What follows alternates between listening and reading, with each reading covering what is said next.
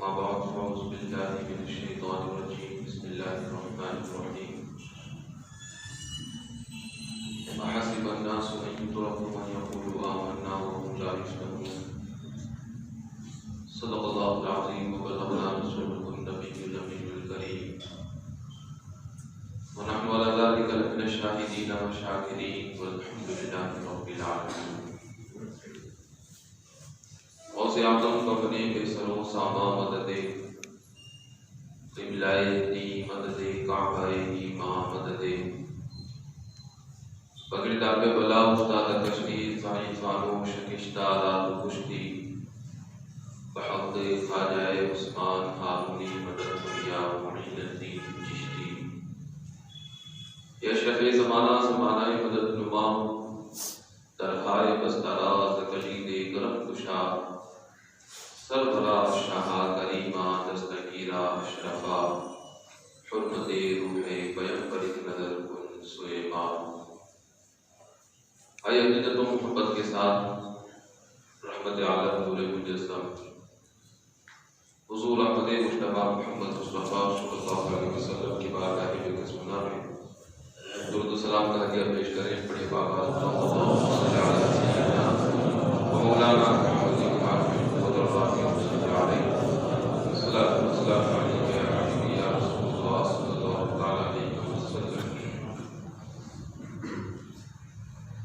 خطبہ سننا کے بعد جس آیت کریمہ کی تلاوت کا شرف حاصل ہوا، اللہ تبارک و تعالی ارشاد فرماتا ہے الف لام میم احسب الناس ان یترکوا ان یقولوا آمنا وهم لا یفتنون. کیا لوگوں نے یہ گمان کر رکھا ہے کہ انہیں چھوڑ دیا جائے اس حال میں کہ وہ یہ کہتے ہوں کہ ہم ایمان لے کر آئے اور انہیں نہ آزمایا جائے. وَلَقَدْ فَتَنَّا الَّذِينَ مِن قَبْلِهِمْ، اور تحقیق کہ ہم نے ان سے پہلے کے لوگوں کو بھی آزمایا. فَلَيَعْلَمَنَّ اللَّهُ الَّذِينَ صَدَقُوا، تو ضرور بھی ضرور اللہ جان لے گا یعنی لوگوں کو بتا دے گا الَّذِينَ صَدَقُوا، کچھ لوگوں کے بارے میں کہ جو سچے ہیں. وَلَيَعْلَمَنَّ الْكَاذِبِينَ، اور ضرور بھی ضرور وہ جان لے گا بتا دے گا کہ ان میں سے کون لوگ جھوٹے ہیں. تو بیان چل رہا تھا اللہ تبارک و تعالیٰ کی ذات پر ایمان کے تعلق سے. ایمان کے تقاضے کیا ہیں؟ ان تقاضوں میں محبت کا ذکر ہوا تو پھر محبت اپنے تقاضے چاہتی ہے، اور محبت کا تقاضا یہ تھا کہ بندہ جس سے محبت کرتا ہے اس سے کثرت کے ساتھ اسے وہ یاد کرے، اور اس کی طرف سے جب کوئی آزمائش ہو کوئی پریشانی آئے تو بندہ صبر کرے. تو اللہ تبارک و تعالیٰ نے ہمیں ان تمام چیزوں سے پہلے سے ہی آگاہ کیا کہ ایمان لانے کا مطلب اپنے آپ کو آزمائش کے لیے تیار رکھنا ہے. اور اللہ تبارک و تعالیٰ نے صرف ہمیں ہی نہیں آزمایا، یا وہ صرف ہمیں ہی نہیں آزماتا ہے، وہ اپنے ہر ایک محبوب بندے کو آزماتا ہے. اب جو بندہ جتنا محبوب ہوتا ہے جتنا قریب ہوتا ہے اس پر وہ اپنی آزمائش اتنی ہی زیادہ سخت بھی کر دیتا ہے. پھر آزمائش جتنی سخت ہوتی ہے اللہ تبارک و تعالیٰ اس پر اجر بھی اتنا ہی عظیم عطا فرماتا ہے. اسی وجہ سے نبی پاک صلی اللہ علیہ وسلم سے جب پوچھا گیا یا رسول اللہ صلی اللہ علیہ وسلم اللہ تبارک و تعالیٰ کی سب سے بڑی اور زیادہ آزمائشیں کن پر آتی ہیں، تو آپ نے فرمایا انبیاء کرام علیہ السلام پر. اور نبیوں میں بھی سب سے زیادہ آزمائش سب سے بڑی آزمائشیں اگر کسی پر آئی ہیں تو وہ سید الانبیاء حضور احمد مجتبی محمد مصطفیٰ صلی اللہ علیہ وسلم کی ذات اقدس ہے۔ میرے آقا ارشاد فرماتے ہیں کہ جو آزمائشیں مجھ پر نازل کی گئی، جو تکلیفیں مجھ پر اللہ نے بھیجی ہیں، وہ اللہ نے کسی نبی پر نہیں بھیجی۔ کیوں کہ جو جتنا قریبی ہوتا ہے، جتنا بڑا محبوب ہوتا ہے، اس کی آزمائش بھی اتنی ہی زیادہ کثیر ہوا کرتی ہے۔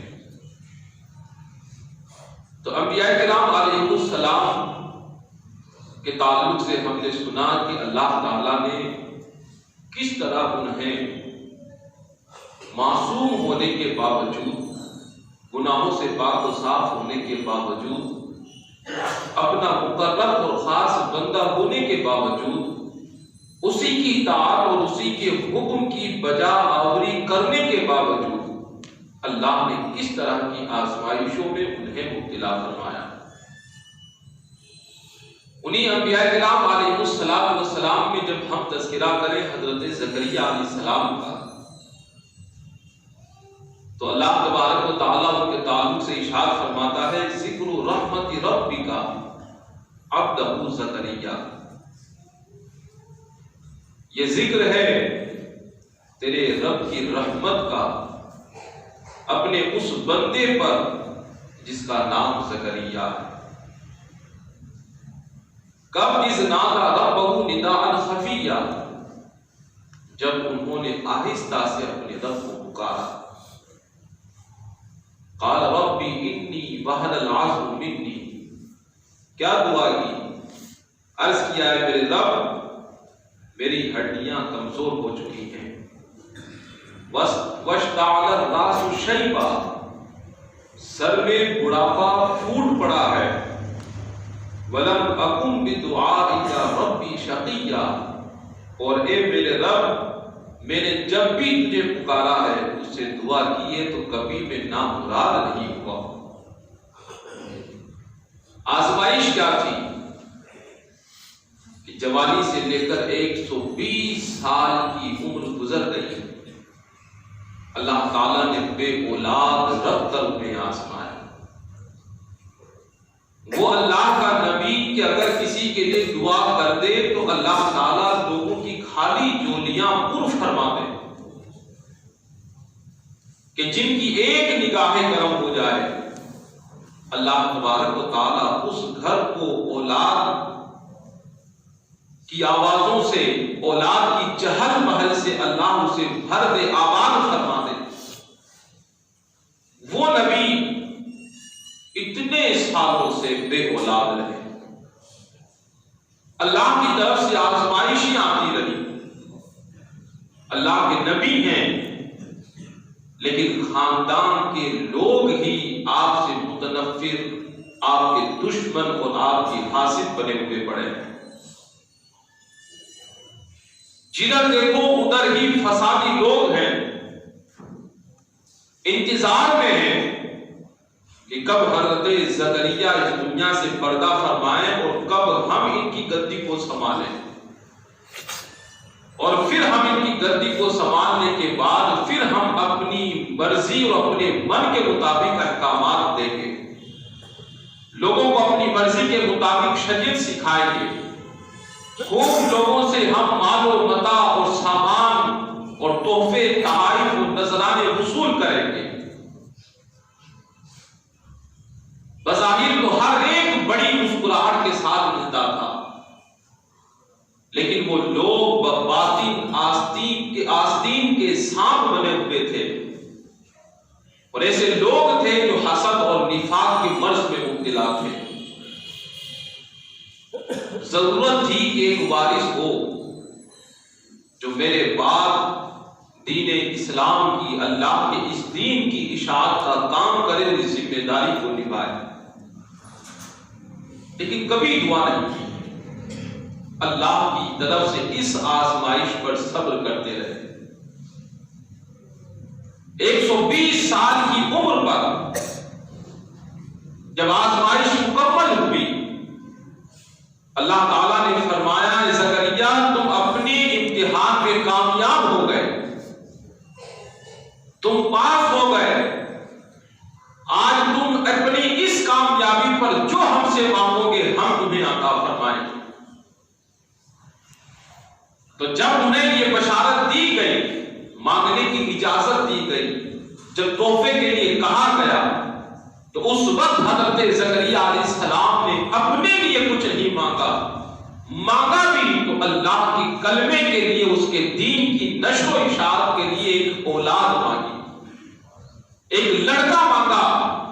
اے مولا مجھے ایک وارث عطا فرما دے، کیونکہ میں اپنے رشتہ داروں سے خوف کھاتا ہوں کہ کہیں وہ تیرے دین میں بگاڑ پیدا نہ کر دے، تو ایسا وارث دے دے کہ جو صحیح معنوں میں میرے بعد تیرے دین کی ذمہ داری کو صحیح طریقے سے نبھا سکے۔ اور پھر اپنی مجبوری بھی بیان فرمائی کہ مولا میں 120 سال کا ہو چکا ہوں، ہڈیاں کمزور ہو چکی ہے، سر میں بڑھاپا پھوٹ پڑا ہے، میری عورت اور بیوی بھی بانجھ ہو چکی ہے، ان کی عمر بھی 90 سال کی ہو چکی ہے۔ مولا ایسے وقت میں تجھ سے دعا کر رہا ہوں کہ تو مجھے صاحب اولاد بنا دے، تو مجھے نیک اور صالح صاف ستھرا لڑکا عطا فرما دے۔ تو اللہ تعالیٰ بشارت عطا فرماتا ہے زکریا، ہم تمہیں اپنی طرف سے پاکیزہ صاف ستھرا لڑکا عطا فرمائیں گے۔ تو پھر دل میں خیال آیا کہ مولا جو لڑکا تو عطا فرمائے گا اس کی صورت کیا ہوگی؟ کیا مجھے جوان کرے گا، میری بیوی کو جوان کرے گا، ہم دونوں کو پھر سے جوانی عطا کر کے پھر ہمیں لڑکا عطا فرمائے گا، یا اس لڑکے کے حاصل ہونے کا طریقہ کیا ہوگا، کس طرح تو ہمیں لڑکا عطا فرمائے گا؟ جبکہ ظاہری اسباب تو یہ بتاتے ہیں کہ عورت جب 50 اور 55 کی عمر کی ہو جاتی ہے تو وہ بانجھ ہو جاتی ہے۔ انسان جب 70 کے بعد میں جب کراس کر جاتا ہے، جب اس کی عمر 80 سال اور 70 سال کے بعد ہو جاتی ہے، تو وہ انسان بھی اولاد پیدا کرنے سے عاجز آ جاتا ہے۔ مولا میں تو 120 سال کا ہو چکا ہوں، میری بیوی 90 سال کی ہو چکی ہے، تو پھر اولاد کی صورت کیا ہوگی؟ تو اللہ نے فرمایا تمہاری جو حالت ہے اسی حالت میں ہم تمہیں اولاد عطا فرمائیں۔ یہ بھی اللہ کے نبی کا معجزہ تھا کہ اس عمر میں اللہ نے انہیں صاحب اولاد بنایا، اور اللہ نے فرمایا اے زکریا جب تم کچھ نہ تھے تب ہم نے تمہیں پیدا کیا، اور جب تم دونوں ہو تو تمہارے وجود سے تیسرے وجود کو پیدا کرنا ہمارے لیے کوئی مشکل کام نہیں۔ چنانچہ بڑی مدتوں کے بعد حضرت یحییٰ علیہ السلام کی پیدائش ہوئی۔ پھر آزمائش کا دور کیا شروع ہوا؟ جب حضرت یحییٰ علی نبینا علیہ السلام کی پیدائش ہوئی، بڑے ہوئے، خوف خدا بندی کے پیکر بن کر، تقوی پرہیزگاری کا مربع بن کر، کہ پوری زندگی حضرت یحییٰ علیہ السلام اللہ کے خوف سے روتے رہتے تھے۔ حضرت یحییٰ علی نبینا علیہ السلام نے بڑے ہونے کے ساتھ ہی اللہ کے کلمے کو بلند کرنا شروع کیا، یہاں تک کہ بڑے سے بڑے ظالم و جابر بادشاہ کے سامنے بھی جا کر حق بات کہنے سے گھبرایا نہیں کرتے تھے۔ یہی وجہ تھی کہ ایک بادشاہ جو شریعت اسلامیہ کے خلاف اپنی زندگی گزار رہا تھا، جو اللہ تبارک و تعالیٰ کی نافرمانی کر رہا تھا، آپ نے اس بادشاہ کو برسر عام اور پوری بھری ہوئی محفل کے اندر اسے اس کی غلطی کا احساس دلوایا۔ بادشاہ کو یہ بات پسند نہیں آئی، اس نے حضرت یحییٰ علیہ السلام کو جیل میں اور قید خانے میں بھجوا دیا۔ اور وہ چیز تھی کیا، وہ گناہ کیا تھا کہ بادشاہ اپنی ہی بیٹی سے نکاح کرنا چاہتا تھا۔ آپ نے منع فرمایا لیکن وہ نہ مانا۔ آخرکار جب بادشاہ کی بیوی کو پتا چلا کہ اگر بادشاہ نے میرے سوا کسی اور سے نکاح کیا یا میرے علاوہ کسی اور عورت سے کوئی اس کے اولاد اور لڑکا اگر پیدا ہوا تو پوری سلطنت پر قابض ہو جائے گا اور میرے سارے سپنے ادھورے رہ جائیں گے۔ اسی عورت نے بادشاہ کو ورد لایا اور اسے پہلا پھسلا کر اپنی ہی اولاد سے نکاح کرنے پر مجبور کیا۔ بادشاہ نے نکاح کی محفل رکھی، اس فعل بد اور حرام کام کی کارروائی کی اس نے محفل رکھی۔ اس نے جب اپنی ہی اولاد کو خوبصورت انداز میں اپنی طرف آتے ہوئے دیکھا تو پوری محفل میں اس نے اس سے وعدہ کیا کہ آج تو جو مانگنا چاہے میں تجھے عطا کروں گا۔ بادشاہ کی لڑکی نے کہا میں اپنی ماں سے پوچھ کر آتی ہوں۔ اس نے اپنی ماں سے پوچھا تو اس ماں نے کہا کہ جا کر کہہ دے کہ مجھے یحییٰ کا سر چاہیے۔ اس نے آ کر اس دربار میں جب بادشاہ سے کہا تو بادشاہ حضرت یحییٰ علیہ السلام کو قتل کرنا نہیں چاہتا تھا، لیکن وہ بڑے دربار میں اپنی زبان دے چکا تھا، وہ تمام لوگوں کے سامنے وعدہ کر چکا تھا، لہذا اس نے سپاہیوں کو حکم دیا کہ حضرت یحییٰ علیہ السلام کا سر قلم کر کے اور ہمارے سامنے پیش کیا جائے، اور اسی وجہ سے حضرت یحییٰ علیہ السلام کو اللہ کے دین کا کلمہ بلند کرنے کی بنیاد پر جیل میں ڈالا گیا، اور اسی جیل کے اندر آپ کا سر قلم کر کے اس بادشاہ کے سامنے پیش کیا گیا۔ اس کے بعد اسی نے پھر بادشاہ کو وقت لایا کہ ابھی اس کا باپ زندہ ہے، وہ پھر ہمارے کام پہ کہیں نہ کہیں رکاوٹیں پیدا کرے گا، لہذا اس کا بھی سر قلم کیا جائے اور اسے بھی موت کے گھاٹ اتار دیا جائے۔ معاذ اللہ، اس ہوس اور خواہشات نفسانی کے ان تمام جالوں میں وہ بادشاہ پھنس چکا تھا، اپنی ہوس کے سامنے وہ اندھا ہو چکا تھا، اور اس نے اپنے سپاہیوں کو حکم دیا کہ حضرت زکریا علیہ السلام کو بھی شہید کر دیا جائے۔ چنانچہ جب حضرت زکریا علیہ السلام کو پتا چلا کہ انہیں قتل کرنے کا بادشاہ نے حکم دے دیا ہے، آپ نے ایک درخت کے خالی تنے کو دیکھا، اس تنے میں آ کر روپوش ہو گئے، اس میں چھپ گئے تاکہ کوئی آپ کو دیکھ نہ سکے۔ شیطان ایک شخص کی صورت میں ظاہر ہوتا ہے اور تمام سپاہیوں سے کہتا ہے کہ کس کو تلاش کرتے ہو؟ زکریا کو، آؤ میں تمہیں بتاتا ہوں وہ کہاں ہے، وہ اس درخت کے تنے کے اندر چھپا ہوا بیٹا ہے۔ چنانچہ بادشاہ نے حکم دیا اور اس درخت کے اس تنے پر آرے چلائے گئے۔ وہ آرا سر کی طرف سے جب چلتا ہوا اوپر کی طرف سے جب حضرت زکریا علیہ السلام کے سر پر پہنچا، اس وقت حضرت زکریا علیہ السلام کے منہ سے اف نکلا، ایک آہ نکلی۔ اللہ کی طرف سے پیغام آتا ہے، اے زکریا اب اپنی زبان سے اف نہ نکالنا۔ حضرت زکریا علیہ السلام ہر لمحہ موت سے گزرتے رہے، اس آرے کے ہر بار کے ساتھ، اس کے ہر ایک دندانے کے ساتھ میں آپ موت پر موت جھیلتے رہے، پورے بدن کے 2 حصے ہو گئے، لیکن حضرت زکریا علیہ السلام کی زبان سے اف تک نہیں نکلا۔ کون تھے وہ؟ کوئی گناہ گار تھے؟ معاذ اللہ نہیں، وہ اللہ کے برگزیدہ نبی تھے، اللہ تبارک و تعالیٰ کے چہیتے نبی تھے۔ کس وجہ سے انہیں یہ سزائیں کی گئی؟ کیونکہ وہ اللہ کے دین کا پیغام عام کیا کرتے تھے، لوگوں کو اللہ کے دین کی طرف بلایا کرتے تھے، لوگوں کو برائیوں سے روکا کرتے تھے، انہیں غلط راستے سے ہٹا کر سیدھا راستہ وہ لوگ دکھایا کرتے تھے۔ ان تمام چیزوں کی بنیاد پر انہیں اس طرح قتل کیا گیا، انہیں شہید کیا گیا۔ آج اگر ہم اپنی مصیبتوں کو دیکھیں تو شاید ان کی مصیبتوں کے سامنے ہماری مصیبت کوئی حیثیت نہیں رکھتی ہے۔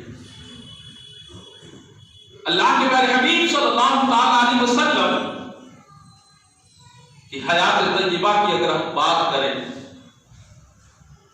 اور دیکھیں کہ آپ تو سید الانبیاء خاتم النبیین صلی اللہ علیہ وسلم ہیں، آپ اللہ کے بہت ہی زیادہ قریب اور محبوب ہیں، اتنے محبوب ہیں کہ اللہ نے صرف آپ کے لیے ہی پوری کائنات کو وجود بخشا ہے۔ تو شاید ہم سوچیں اللہ نے آپ کو تو بڑی خوشحال زندگی عطا فرمائی ہوگی، لیکن جب ہم سیرت رسول کا مطالعہ کرتے ہیں، مصطفیٰ جان رحمت صلی اللہ علیہ وسلم کی زندگی پاک کو جب پڑھتے ہیں تب پتہ چلتا ہے کہ اللہ کے پیارے حبیب صلی اللہ علیہ وسلم نے ہماری خوشیوں کے لیے، ہمارے آرام کے لیے سارے دکھ آپ نے برداشت فرما لیے تھے۔ 40 سال کی زندگی نبی پاک صلی اللہ علیہ وسلم کی بڑی عزت کے ساتھ میں گزری، ہر ایک انسان آپ کا چہیتا تھا، آپ کی ہر بات پر قربان ہونے کے لیے تیار تھا، ہر کوئی آپ کو صادق امین کہہ کر پکارا کرتا تھا، لیکن جو ہی اللہ کے پیارے حبیب صلی اللہ علیہ وسلم نے لوگوں کو جمع کر کے جب کہا قولوا لا الہ الا اللہ تفلحوا، تو لا الہ الا اللہ کہہ دو تمہیں کامیابی مل جائے گی، اتنا کہنا تھا کہ وہیں سے مصیبتوں کے دروازے کھل گئے، وہیں سے پریشانیوں کا سامنا ہر دن کرنا پڑتا تھا، وہیں سے تکلیفیں قدم قدم پر رکاوٹیں بنتی ہوئی نظر آ رہی تھی، وہیں وہ لوگ جو صادق امین کہا کرتے تھے، ان لوگوں کا جو فتویٰ یہ تھا کہ مصطفیٰ جان رحمت صلی اللہ علیہ وسلم سے بڑھ کر کوئی صادق نہیں ہے، آپ سے بڑھ کر کوئی امین نہیں ہے، آپ کا حق بات کو بلند کرنا تھا، ان کے مزاج کے خلاف یہ بات ہونی تھی، ان لوگوں کے فتوے تبدیل ہو گئے۔ اب وہی لوگ کہتے تھے کہ معاذ اللہ مصطفیٰ جیسا جھوٹا کوئی نہیں ہے، وہی لوگ کہنے لگے کہ اس سے بڑا کوئی بد دیانت نہیں ہے، اس سے بڑا کوئی جادوگر نہیں ہے، اس سے بڑا کوئی پاگل اور مجنون نہیں ہے، اس سے بڑا کوئی صحابی اور اپنے دین سے پھرنے والا کوئی نہیں۔ وہ کیسے حالات ہوں گے کہ جب پورا عرب ایک طرف تھا اور مصطفیٰ کی ذات ایک طرف تھی۔ ذرا سوچیں ان تکلیفوں کو کہ جو ہی دین کا کام شروع کیا فتنے شروع ہو گئے۔ ابو لہب چچا جو اپنی جان چھڑکتا تھا وہ خود اب جان کا دشمن بن چکا تھا۔ آقا کریم صلی اللہ علیہ وسلم اگر کسی کو دین کا پیغام دینے کے لیے چلتے تھے تو وہ پیچھے پیچھے چلتا تھا۔ آقا کریم صلی اللہ علیہ وسلم کہیں بیٹھ جاتے تھے لوگوں کو دین کے احکامات کی تعلیم دینے کے لیے، تو وہ کہتا تھا کہ اس کی بات مت سننا، یہ پاگل ہو چکا ہے، یہ بے دین اور مرتد ہو چکا ہے، یہ اپنے باپ داداؤں کے دین سے پھر چکا ہے، یہ پاگل ہو چکا ہے، یہ انسان اپنی عقل کو کھو چکا ہے، یہ میرا بھتیجا ہے اور یہ اب ان تمام چیزوں سے پھر کر نہ جانے کون سا ایک نیا دین تم لوگوں کے پاس لے کر آ رہا ہے۔ کئی بیٹھ جاتے تھے تو وہ دونوں ہاتھوں سے دھول اور مٹی اٹھا کر آقا کریم صلی اللہ علیہ وسلم کے مبارک چہرے پر ڈالا کرتا تھا کہ تاکہ اس گرد و غبار کی تکلیف سے آقا کریم صلی اللہ علیہ وسلم وہاں سے اٹھ جائے اور لوگوں کو دین کی تعلیم نہ دے۔ وہ دین ہمارے پاس آسانیوں کے ساتھ میں نہیں آیا ہے، ہزاروں قربانیوں کے بعد پہنچا ہے۔ ابو لہب اور عقبہ بن ابی معیط یہ نبی پاک صلی اللہ علیہ وسلم کے پڑوسی تھے۔ ان کا کام کیا تھا کہ دن بھر گندگیاں اٹھا کر لاتے تھے اور آقا کریم صلی اللہ علیہ وسلم کے دروازے پر ڈال دیا کرتے تھے۔ کبھی اپنے مکان کا کچرا اکٹھا کر کے اسے نبی پاک صلی اللہ علیہ وسلم کے مکان میں ڈال دیا کرتے تھے۔ جب تبت یدا ابی لہب نازل ہوئی تو چونکہ ام جمیل جو ابو لہب کی بیوی تھی وہ ابو سفیان کی بہن تھی. وہ فوراً ابو سفیان کے پاس پہنچی اور کہا بھائی جان آپ جانتے ہیں کہ محمد ابن عبداللہ نے میری کتنی بڑی توہین کی ہے، اس نے کس طرح مجھے ذلیل و رسوا کیا ہے، کیا آپ میری ذلت و رسوائی کو برداشت کریں گے؟ ابو سفیان نے فوراً تلوار اٹھائی اور نبی پاک صلی اللہ علیہ وسلم کو قتل کرنے کے لیے چل پڑے، اور اس کے بعد تھوڑی دیر بعد میں پھر گھبرائے ہوئے واپس آتے ہیں. ام جمیل کہتی ہے اے میرے بھائی جان کیا آپ نے محمد ابن عبداللہ کا سر قلم کر دیا ہے؟ تو ابو سفیان نے کہا میری بہن کیا تو یہ پسند کرے گی کہ کسی بڑے اژدہے کے منہ میں تیرا بھائی کا سر ہو؟ کہا میں بالکل برداشت نہیں کر سکتی، میں اس چیز کو پسند نہیں کر سکتی. کہا جب میں انہیں قتل کرنے کے لیے جا رہا تھا تو میں نے دیکھا کہ ایک بہت بڑا اژدہا منہ کھولے ہوئے میرے سامنے کھڑا ہے، اگر میں ایک قدم آگے بڑھا تھا تو اسی وقت وہ میرے پورے جسم کو اپنے منہ کے اندر لے لیتا، مجھے موت کے گھاٹ اتار دیتا. اس کے خوفناک شکل کو دیکھ کر کے اپنے قدم کو آگے نہ بڑھا سکا. قدم قدم پر تکلیفوں کا سامنا کرنا پڑا، قدم قدم پر کافی لوگ ہاتھ لگائے بیٹھے تھے کہ کب موقع ملے اور ہم آقا کریم صلی اللہ علیہ وسلم کا کام تمام کر دیں. آج اگر ہمارے ساتھ ایسا کچھ ہو تو ہم معاذ اللہ دین چھوڑ کر بیٹھ جائیں گے. آج اگر ذرا سا ہمارا کچھ معاملہ ہو جائے، دو لوگ ہمارے پیچھے پڑ جائیں تو ہم پریشان ہو جاتے ہیں. یہاں تو پورا عرب نبی پاک صلی اللہ علیہ وسلم کی طاقت میں تھا. جو مسلمان ہو جاتا اس کا حال کیا ہوتا؟ حضرت سیدنا ابو بکر صدیق رضی اللہ تعالی عنہ جب مسلمان ہوئے تو چونکہ آپ کا خاندان بڑا تھا، آپ کا اصل و رسوخ اچھا تھا، اس لیے آپ پر وہ تکلیفیں لوگ نہیں لا سکتے تھے، آپ کو اتنا نہیں ستا سکتے تھے. لیکن اس کے باوجود بھی سیدنا ابو بکر صدیق رضی اللہ تعالیٰ عنہ کا حال لوگوں نے کیا کیا کہ جب سیدنا ابو بکر صدیق رضی اللہ تعالیٰ عنہ نے عرض کی یا رسول اللہ صلی اللہ علیہ وسلم کب تک ہم چھپ چھپ کر اسلام کی دعوت کو عام کرتے رہیں گے؟ کب تک ہم چھپ چھپ کر اللہ کی عبادت کرتے رہیں گے؟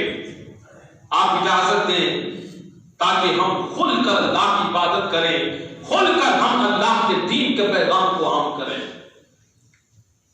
آخرکار جب ان کا اصرار بڑھا، نبی پاک صلی اللہ علیہ وسلم نے اجازت عطا فرمائی. چنانچہ اس وقت تک 38 لوگ مسلمان ہو چکے تھے. جتنے لوگ دارے بنی اقوام میں تھے وہ سب کے سب حرم کعبہ میں پہنچتے ہیں. ہر ایک انسان اپنے اپنے قبیلوں کی محفل میں جا کر بیٹھ جاتا ہے. ادھر حضرت ابو بکر صدیق رضی اللہ تعالیٰ عنہ کھڑے ہوتے ہیں، اللہ کی وحدانیت کا پیغام دینا شروع کرتے ہیں. ادھر جب پیغام دینا شروع کیا ادھر سے تمام کافروں میں کفر کی آگ بھڑک اٹھی.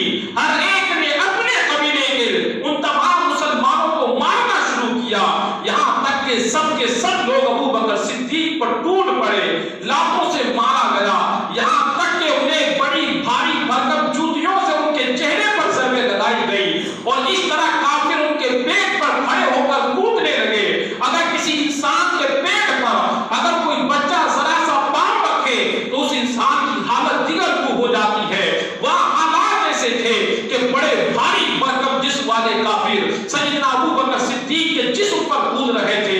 لوگوں نے اب یہ امید ان کی زندگی سے لوگ مایوس ہو چکے تھے، انہیں یہ پتہ چکا تھا کہ اب ابو بکر صدیق رضی اللہ تعالیٰ عنہ زندہ نہیں رہ سکتے. اس قدر مارا گیا کہ سیدنا ابو بکر صدیق رضی اللہ تعالیٰ عنہ کا پورا چہرہ سوج چکا تھا. اتنا سوج چکا تھا کہ ان کی ناک بھی اس سوجن کے اندر دکھائی نہیں دیتی تھی. آپ کے خاندان کے لوگ آئے اور کفار مکہ سے اور قریش کے لوگوں سے کہا سن لو، اگر ابو بکر کو کچھ ہو گیا تو ان کی موت ضائع نہیں جائے گی. جن لوگوں نے ان کا یہ حال کیا ہے ہم ان کو تحقیر کریں گے، ان کا قتل عام کریں گے. چنانچہ سیدنا ابو بکر صدیق رضی اللہ تعالیٰ عنہ کو بے ہوشی کے عالم میں لایا گیا، لٹایا گیا، پورے 1 دن تک بے ہوش پڑے رہے۔ خاندان کے لوگ آپ کی تیمارداری کرتے رہے، آپ کی دیکھ بھال کرتے رہے۔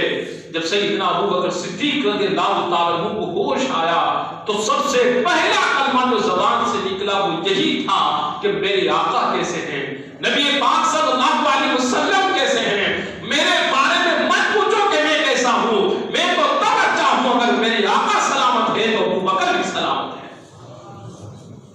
ایسی تکلیفیں سیدنا ابو بکر صدیق رضی اللہ تعالیٰ عنہ کو برداشت کرنی پڑی۔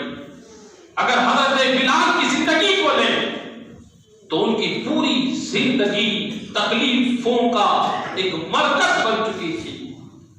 ہر کوئی سیدنا بلال حبشی رضی اللہ تعالیٰ عنہ کو مانتا، ان کے گلے میں رسیاں ڈالی جاتی تھی، چھوٹے آوارہ بچوں کے حوالے کیا جاتا تھا۔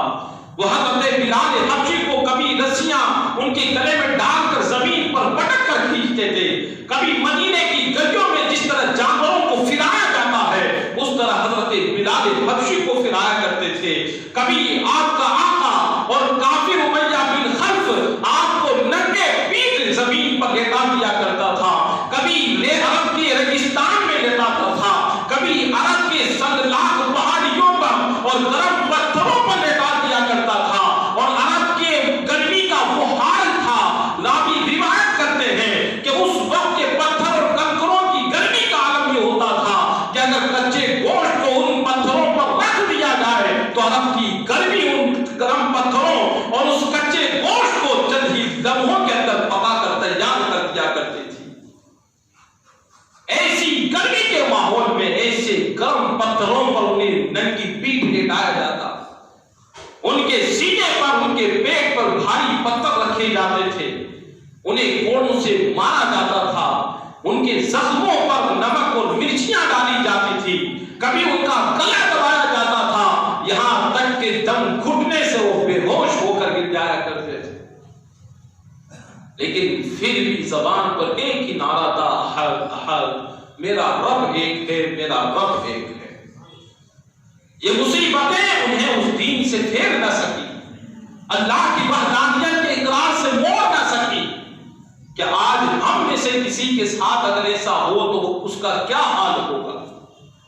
آج ذرا سی تکلیف آتی ہے تو ہم بے چین ہو جاتے ہیں، ذرا سے رزق میں کمی ہوتی ہے ہم بے قرار ہو جاتے ہیں، نہ جانے کس نے تعویذ کروا دیا ہوگا، نہ جانے کس نے جادو ٹونا کیا ہوگا، اور ایک تو مصیبت پہلے سے ہی گھر میں موجود ہے، اور پھر ایسے لوگوں کے پاس جا کر ہم نہ جانے کس کس طرح کی فالیں کھلوا کر اور نہ جانے اپنے ہی رشتے داروں میں کن کن لوگوں کے نام لے کر اپنے من میں آ جاتے ہیں کہ جن بیچارے گھر والوں کو بھی کبھی پتا نہیں ہوتا، جنہوں نے کبھی ایسا سوچا بھی نہیں ہوتا کہ میں اپنے ہی کسی بھائی کے ساتھ میں ایسا کروں گا، میں اپنے ہی کسی قریبی کے ساتھ میں ایسا کروں گا، جو ان تمام چیزوں سے بے خبر ہوتے ہیں، اور اس ایک انسان کے کہنے کی وجہ سے، اس دھوکے باز کے کہنے کی وجہ سے ہم اپنے ہی بھائی کو قصوروار مان کر آئے پھر اس کے خلاف سازشوں میں لگ جایا کرتے ہیں۔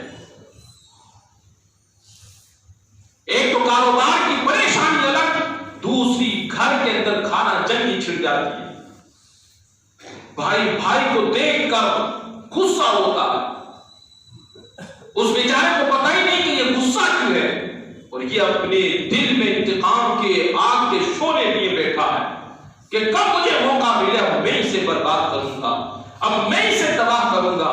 جو انسان اپنے کل کی خبر نہیں دے سکتا وہ آپ کو کیا بتائے گا کہ آپ کے ساتھ برا کرنے والا کون انسان ہے۔ یہ چند عدد کے جوڑ کیا اللہ نے علم غیب رکھا ہے تو ہمیں بتا دیں گے کہ ہمارا برا چاہنے والا کون ہے۔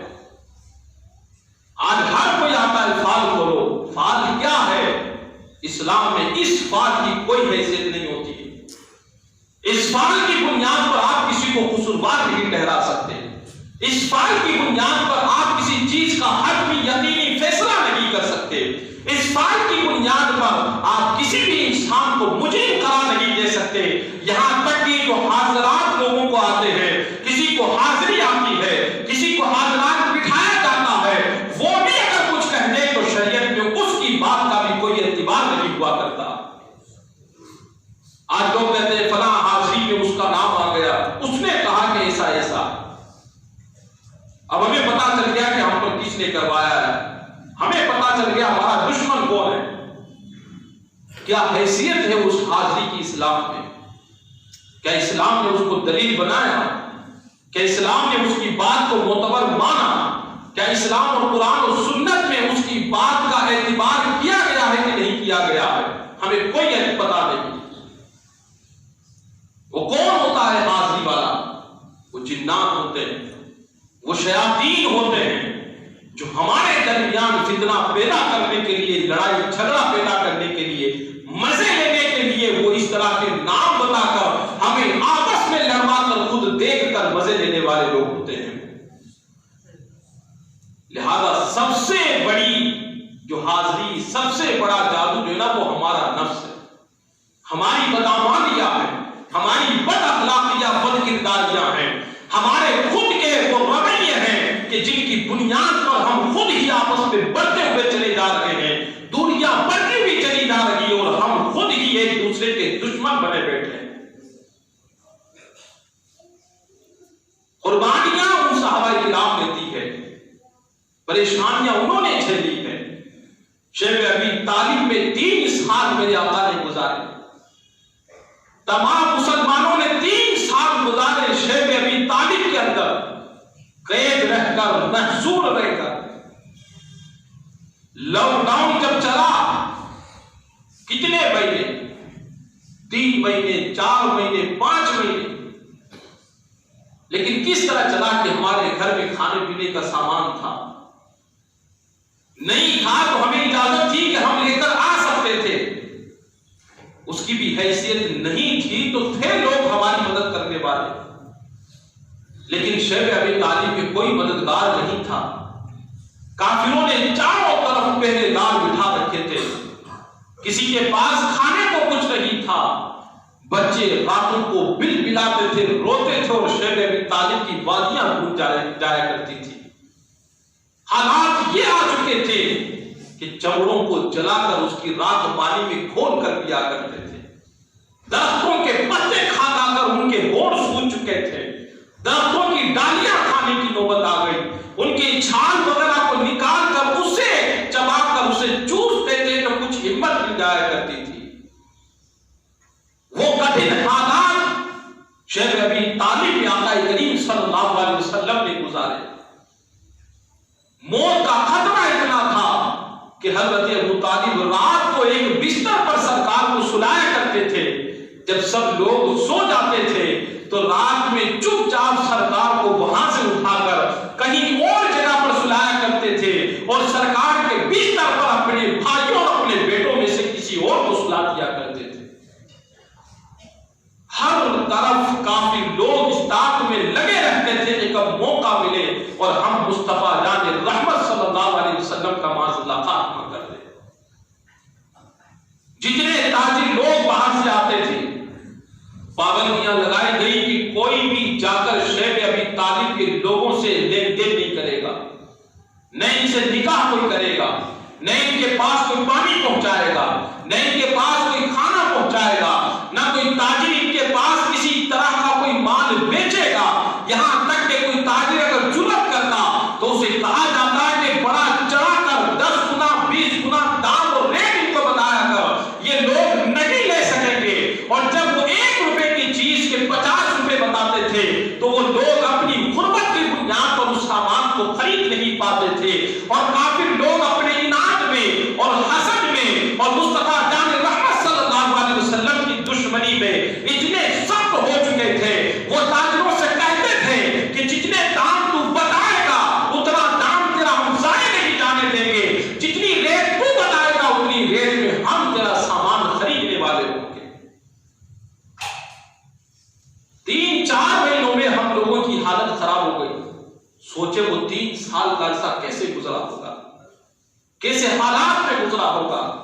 کبھی طائف کی وادیوں میں جب دعوت اسلام کے لیے پہنچتے ہیں تو پاگل بچوں کے ذریعے سے پتھر برسائے جاتے ہیں. چہرہ مبارک پورا لہو لہار ہے.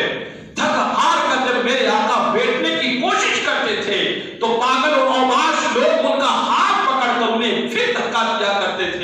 اپنے آرام کرنے کے لیے کسی مقام اور جگہ پر بیٹھنے نہیں دیا کرتے تھے.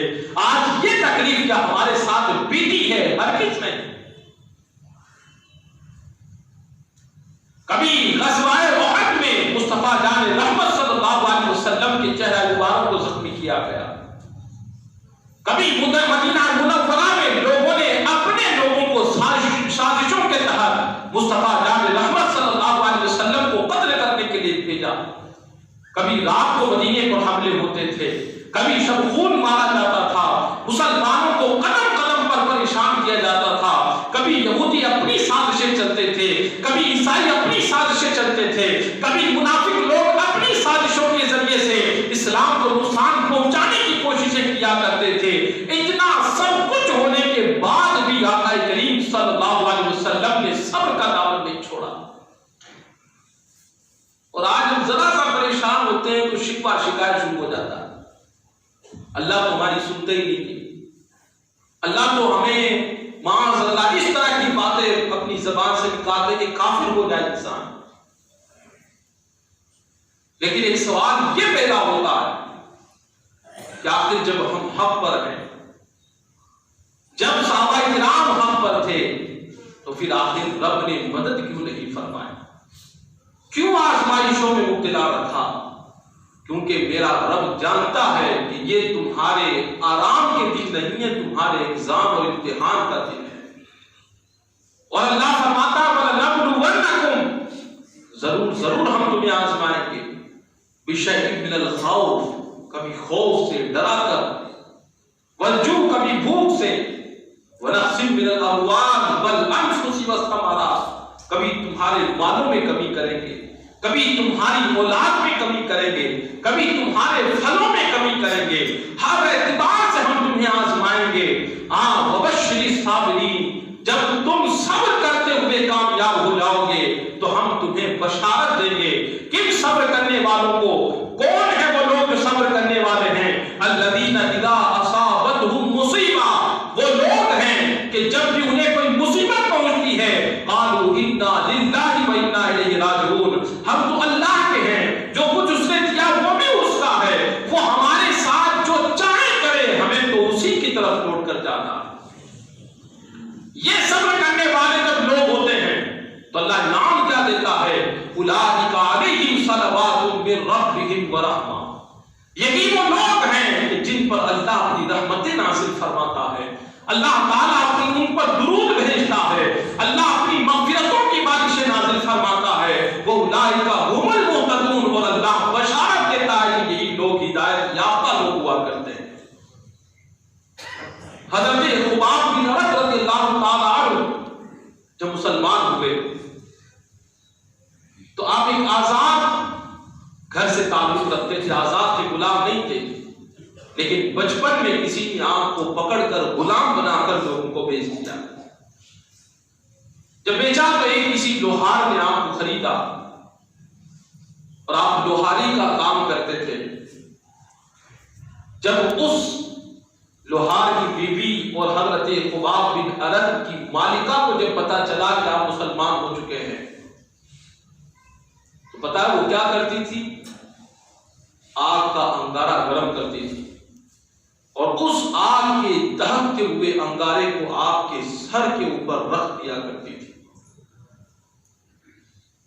کبھی حضرت خباب بن عرط رضی اللہ تعالیٰ عنہ کو آگ کے انگارے بچھائے جاتے تھے اور اس پر آپ کو پیٹھ کے بل لٹا دیا جاتا تھا اور آپ کی پیٹھ کے اوپر ایک کافر کھڑا ہو جاتا تھا کہ تاکہ آپ ہل نہ سکے. یہاں تک کہ آپ کے بدن کی چربی پگھلتی تھی اور اس چربی کے پگھلنے سے وہ کوئلے خود چھایا کرتے تھے.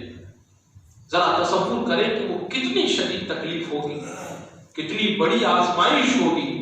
آخر کار ایک دن حضرت خباب بن عرط کی زبان سے نکلتا یا رسول اللہ صلی اللہ علیہ وسلم، کیا ہم حق پر نہیں ہیں؟ کیا ہمارا دین حق نہیں ہے؟ کیا آپ اللہ کے سچے رسول نہیں ہیں؟ تو پھر جب ہم حق پر ہیں تو اللہ ہماری مدد کیوں نہیں کرتا ہے؟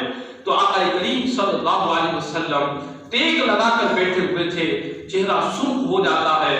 میرے آقا ارشاد فرماتے ہیں خباب تم سے سے بڑی آزمائش اللہ نے پہلے کے لوگوں پر بھی نازل فرمائی. ان کے جسم کی کھال کو لوہے کی کنگھیوں سے نوچا گیا، لیکن یہ چیز بھی، یہ مصیبت بھی انہیں دین سے پھیر نہ سکی.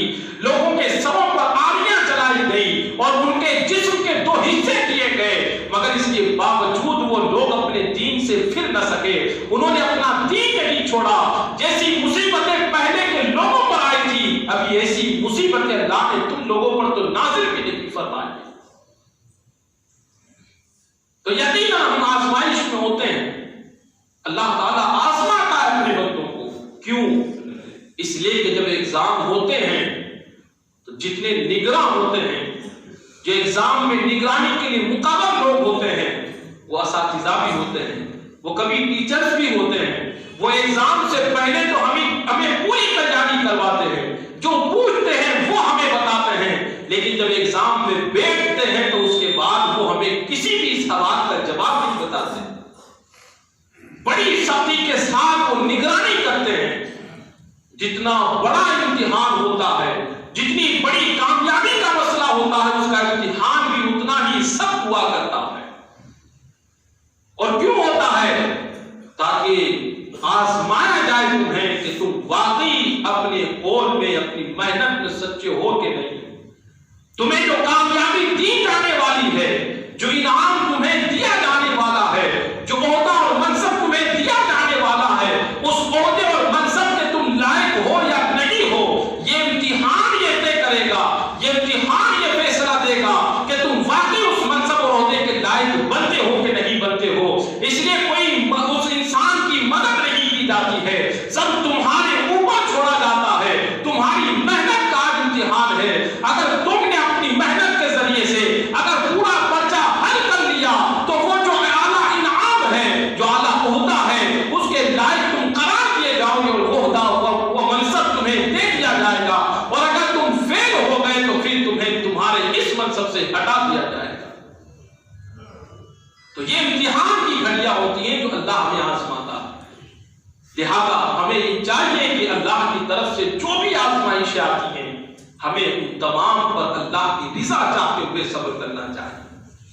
اور ہمیشہ یاد رکھیں، کوئی جادو ہمیں اس وقت تک تکلیف نہیں دے سکتا جب تک اس میں رب کی مرضی شامل نہیں ہوتی ہے. کوئی انسان ہمیں اس وقت تک تکلیف نہیں دے سکتا جب تک کہ اس تکلیف میں رب کی مرضی شامل نہیں ہوتی ہے. اگر رب کی مرضی نہیں ہے تو کوئی ہمارے سر کے اوپر بیٹھ کر بھی اگر ہمارے لیے جادو ٹونا کرے، وہ ہمارے سر کا بال بھی باقا نہیں کر سکتا. اور اگر رب کی طرف سے ہمیں تکلیف پہنچنی لکھی ہوئی ہے، اس کی مرضی ہے، تو اگر کوئی ہماری طرف پھونک بھی مار دے تو ہمارے لیے وہ تکلیفیں کھڑی ہو جائیں گی. ہم تکلیفوں میں گر جائیں گے، اس کے پھونک کی وجہ سے نہیں، بلکہ رب کی مرضی یہ ہے کہ ہمیں یہ تکلیف پہنچا کرے. اسی وجہ سے ہم تکلیفوں میں آتے ہیں. خدا خود فرماتا ہے کہ تمہیں کوئی بھی جادو اس وقت تک نقصان نہیں پہنچا سکتا، کوئی جادوگر تمہیں نقصان نہیں پہنچا سکتا جب تک کہ اللہ کی مرضی نہ ہو جائے. اور اتنا ہی پہنچائے گا جتنی اللہ کی مرضی ہے. جب ہر چیز اللہ کی مرضی کے مطابق ہے تو ہمیں لوگوں کے سامنے گڑ گڑانے کی، شکوہ شکایت کرنے کی ضرورت نہیں ہے. اگر ہمیں گڑ گڑانا ہے تو اسی مولا کی بارگاہ میں گڑ گڑاؤ جس نے تکلیف دی ہے. اسی مولا کی بارگاہ میں جب گڑ گڑائیں گے، اسے راضی کریں گے، تو ہو سکتا ہے وہ ہماری اس تکلیف کو خوشحالی اور آرام کے اندر تبدیل فرما دے. اس لیے اللہ تعالیٰ سے محبت امتحان کی گھڑی ہے. اللہ سے محبت کا نتیجہ یہ ہے کہ ہم کثرت کے ساتھ اس کا ذکر کریں، اور محبوب کی طرف سے جب کوئی تکلیف ملے تو اس تکلیف کو بخوشی ہم برداشت کریں، اور خوشی خوشی اسے رب کی عطا سمجھ کر اس پر خوش ہوتے ہوئے اسے قبول کر لیں، اور مضبوطی کے ساتھ صبر کا دامن پکڑے ہوئے رہیں. جب وقت گزرے گا، تکلیفیں حل ہو جائیں گی، اور پھر رب کائنات اپنا خاص انعام و اکرام ہمیں عطا فرما کر دارین کی سعادت عطا فرما کر ہمیں دنیا اور آخرت کی کامیابیوں سے ہم کنار فرما دے گا. اللہ تعالی ہم سب کو ان باتوں پر عمل کرنے کی توفیق عطا فرمائے. استغفر اللہ ربی من کل ذنب و اتوب الیہ. واخر دعوانا الحمد للہ رب العالمین. السلام علیکم.